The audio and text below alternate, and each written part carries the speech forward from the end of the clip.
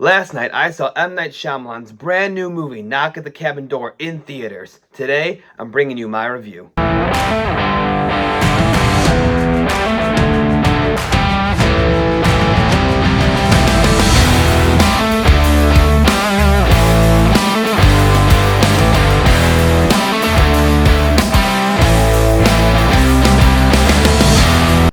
M. Night Shyamalan broke into the Hollywood scene in the late 90s, early 2000s with great movies like The Sixth Sense, Unbreakable, and Signs. After that, he was deemed to be the next big thing coming out of Hollywood, the next great thriller director. Since then, he's kind of had some ups and some downs with some great movies and some not so great movies. And so, every time an M. Night movie is announced to come out, people get very excited. Everyone wants to go see it.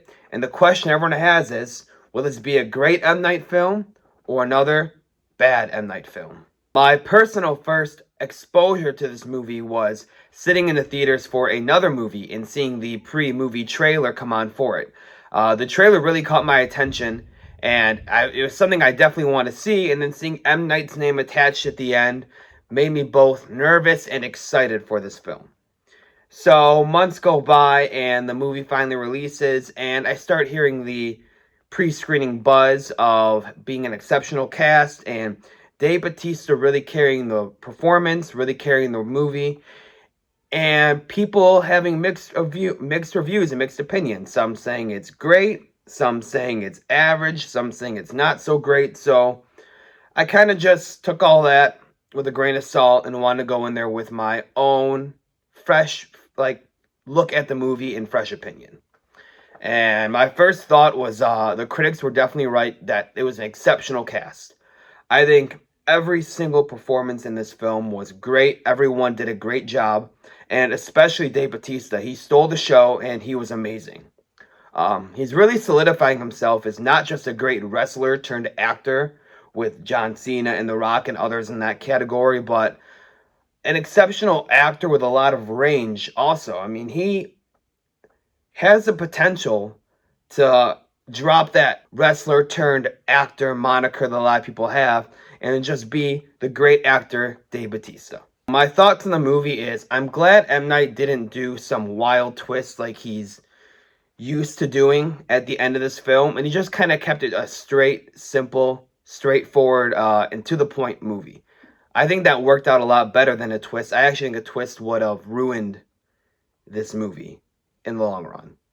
It was a high-stakes movie, but it was also very easy to follow storyline, and it takes place in one single location besides the point of flashbacks and when you're watching the TV in the movie and the TV scenes are taking place in other locations. But besides that, it takes place at one cabin in the woods and a small town, and I think that was very effective. It has a lot of mystery and suspense that keeps you in it the whole time.